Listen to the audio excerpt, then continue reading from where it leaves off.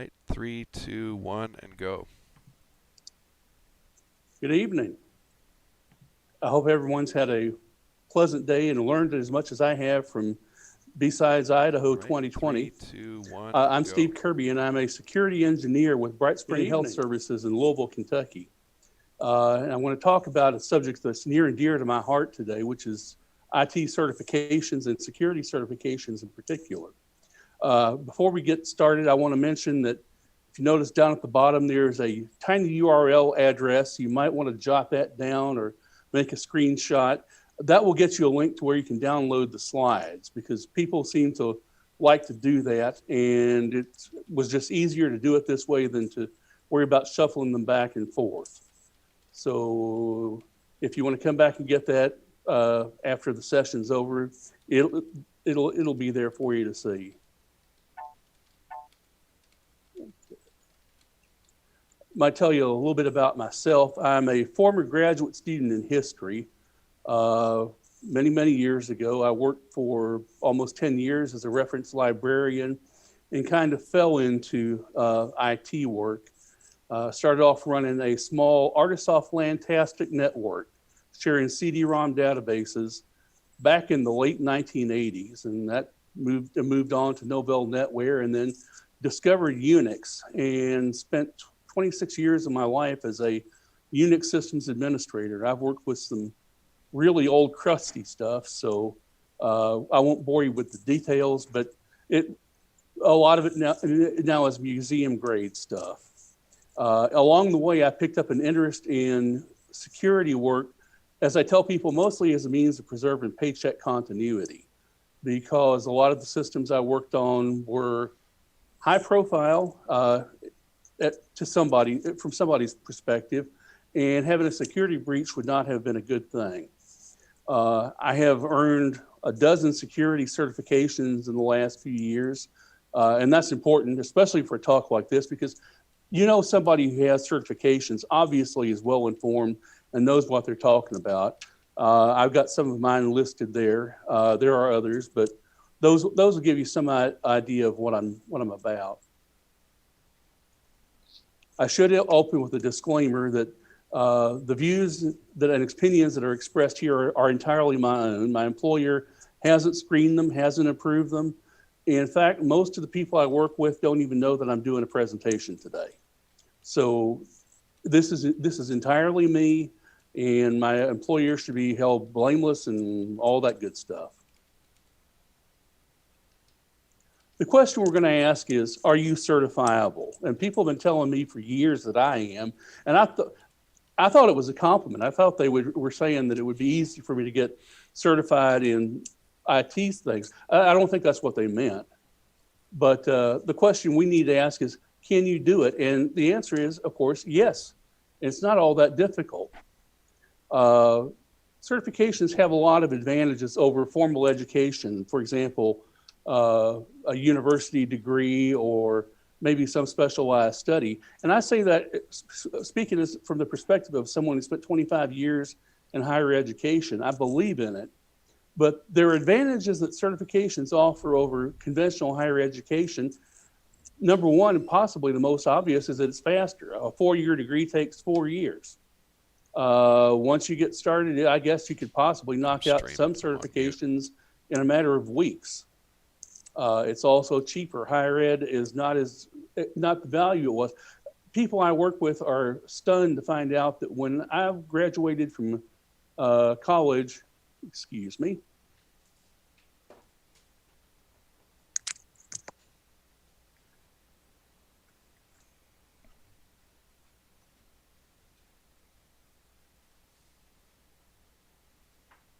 Sorry about that. The lights are apparently on a timer. When I graduated from college back in the late 1970s, tuition was about $15 a credit hour. It's gone up considerably since then. And of course, the other advantage that certifications have are that they are more focused on job skills. So it makes it easier to apply what you've learned to any positions you might be trying to obtain. Now, it helps to have a framework if you're trying to decide what certifications you want to pursue. The one that I settled on was the Department of Defense's 8570 or 8140 regulations. Originally it was 8570. 8140 is the updated version, and there's a link there at the top of the page.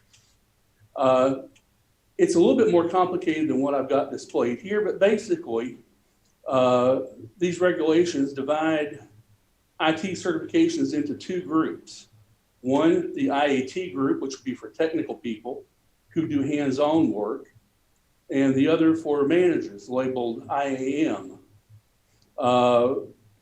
There's a little bit of overlap between them. Some certifications could be used for either category, but by and large, it separates out two different distinct paths depending on what sort of positions that you think you might want to apply for now or in the future. Hey, I Steve. want to do a little bit of what I call exception handling. Hey, We're going to go back and talk about some of those certifications from the DoD in a moment, but I want to mention, first of all, Microsoft's MTA certifications, which are not included on that list. They don't have the Department of Defense's blessing. There are quite a few of them. They're entry-level certifications that are geared towards high school students or college students or people who are looking to change jobs, like, for example, someone who's been working on a help desk and is looking to make a transition into something a little bit more advanced. They offer three that I would recommend highly. One for network fundamentals that would be introduce you to basically Windows networking and some TCP/IP, security fundamentals, and then Windows server fundamentals, because those are the network fundamentals and server fundamentals certifications talk about assets. Those are the things that as security professionals we're trying to protect. And so it helps to have an understanding of what those are about. Hey, Steve. Steve, can you hear me? Yes. You're not advancing the slides for the viewer. Where do we get to? Yeah, Steve, we're on the first slide. You might have to kill your share and then reshare possibly. Yep. Looks like it. Thank you. Sorry. That's all right.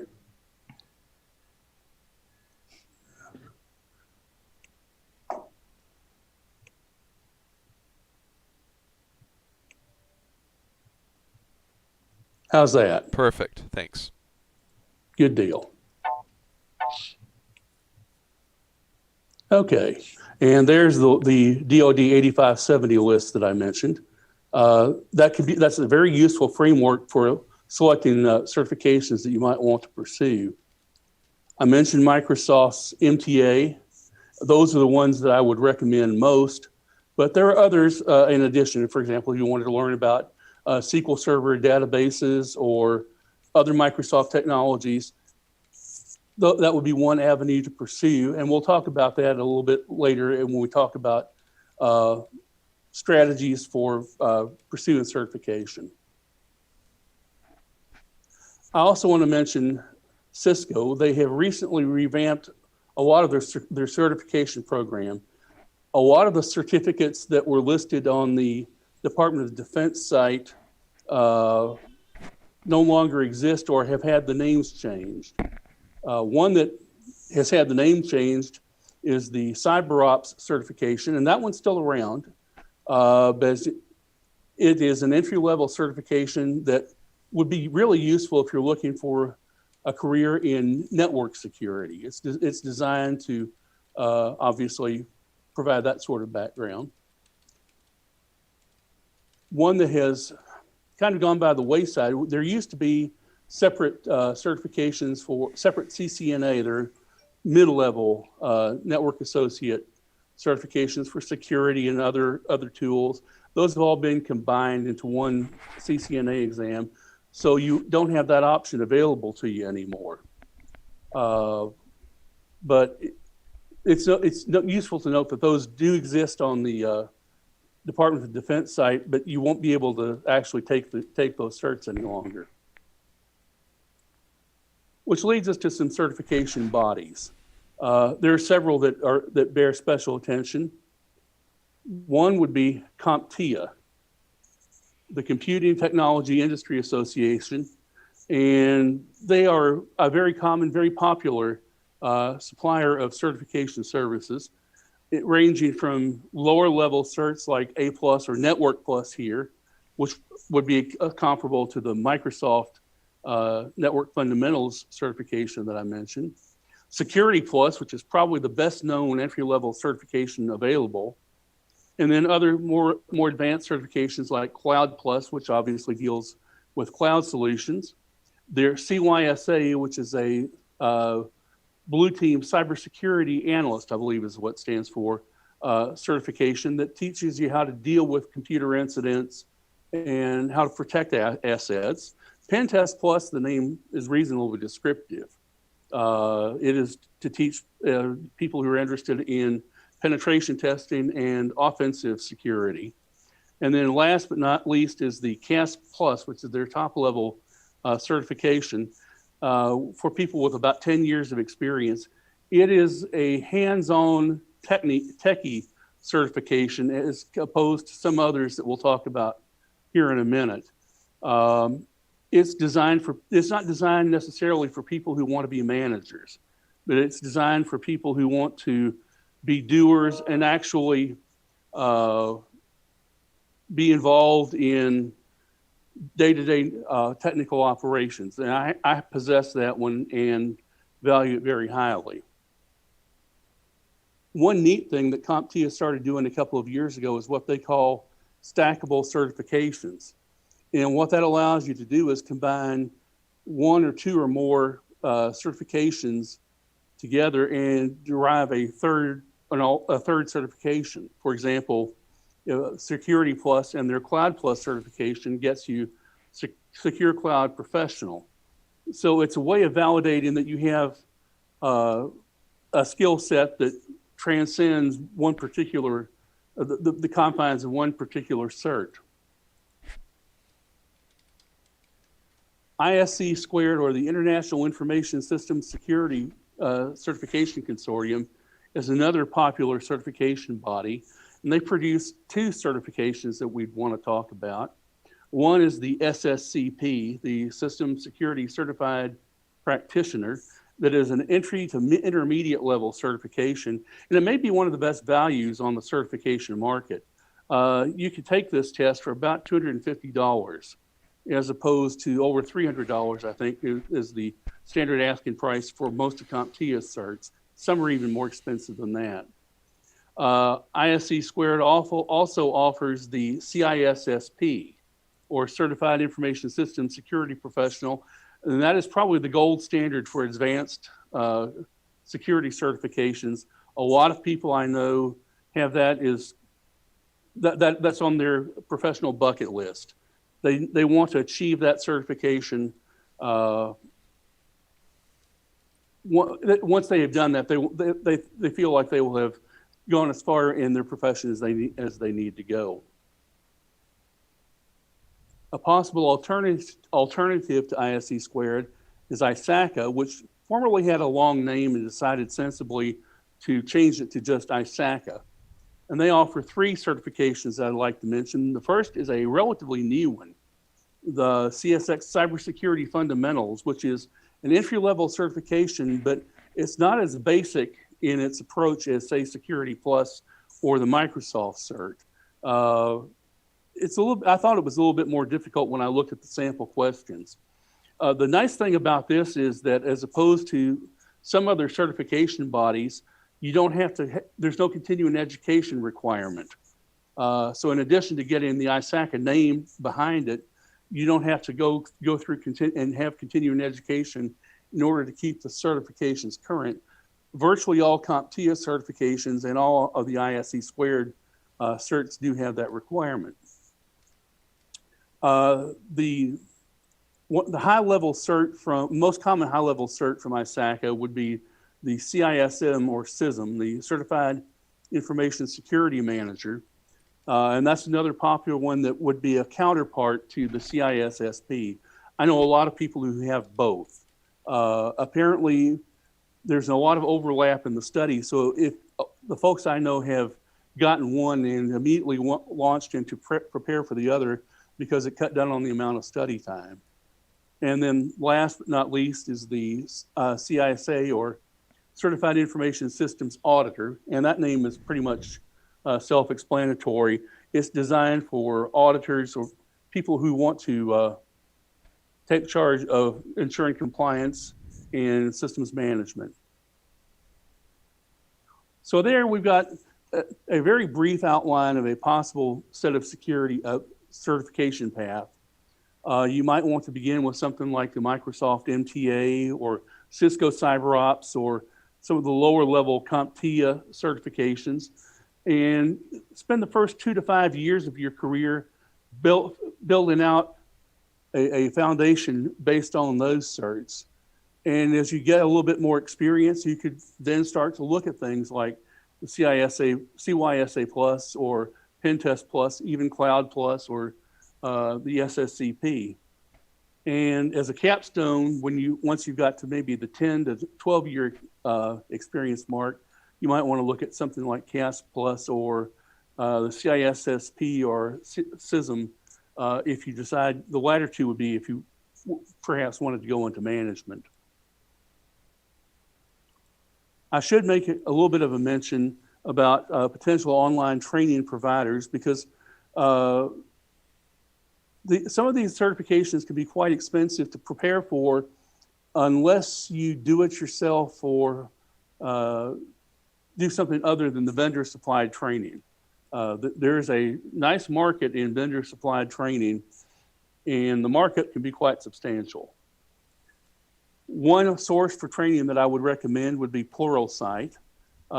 Very popular and a good source of videos on individual topics. If you notice there, they've got the CISSP and the CISM and Security Plus. So in most cases, they're going to have one course per certification. It will be very in-depth and very, very, very well done. I've been a loyal Pluralsight customer for a long time. In addition to certification training, Pluralsight, I should mention, also offers training in security tools, things like Splunk for a SIEM or vulnerability scanning, or things like security frameworks that could be useful for learning job skills or for continuing education as you move along in your career. LinkedIn Learning is another potential source of training. It's very similar in a lot of ways to Pluralsight. It used to be known as lynda.com, and one reason people like LinkedIn Learning or lynda.com as a source is that it's often possible to get free access to it from your local public library. Microsoft bought lynda.com about 18 months ago. I don't know how long they're going to continue that policy, but I've talked to people that have done it recently, so the program hasn't been revoked yet. Again, you're going to have one course per one set of courses per certification, and they're also, for the most part, quite good. One of my favorites is Udemy. Udemy is kind of a contrast to Pluralsight and LinkedIn Learning. They do offer online video courses, and some of them are quite good. Some of them are not. So it's kind of a hit or miss proposition. But in this case, you're going to have possibly a half dozen or so courses, possibly even more, I guess, dealing with the same certification, but they're provided by different individuals or different groups. Some of them are better than others. Some of them are a lot better than others. So it's important that when you evaluate Udemy, you look at things like the star rating over here on the right-hand side. It gives you some idea of what people who have taken the course think of it. You also want to evaluate, not again.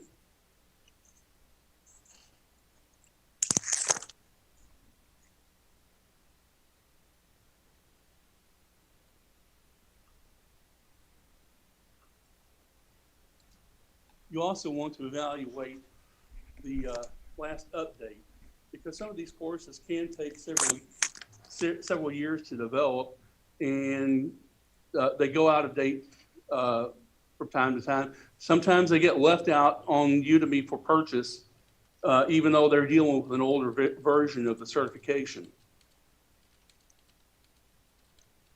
Packt Publishing is one of my personal favorites.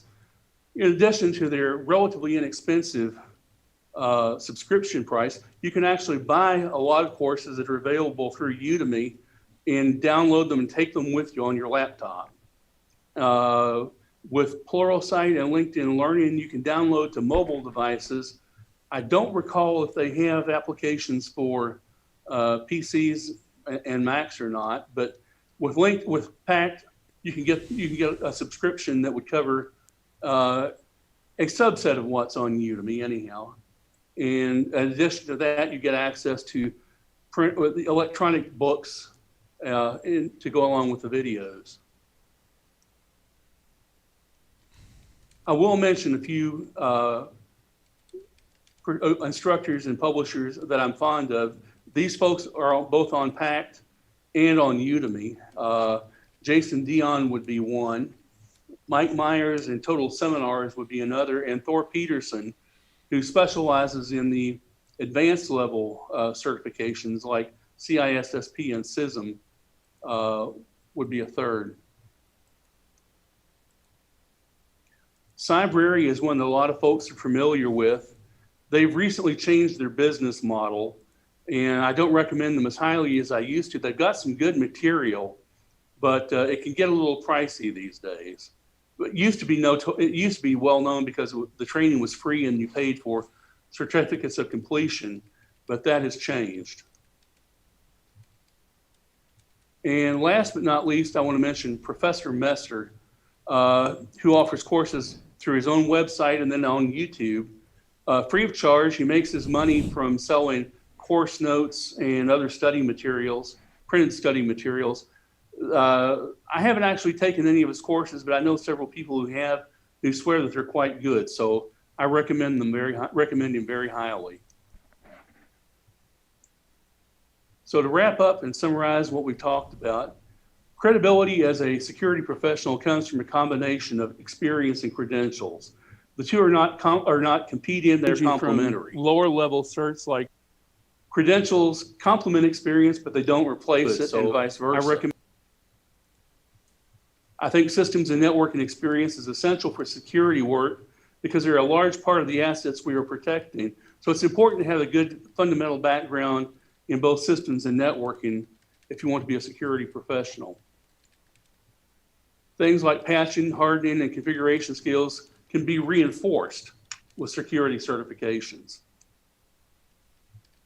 And of course, as we mentioned, even after your career is launched, you'll need to earn continuing education credits to keep most of your certifications, and that means that learning never stops.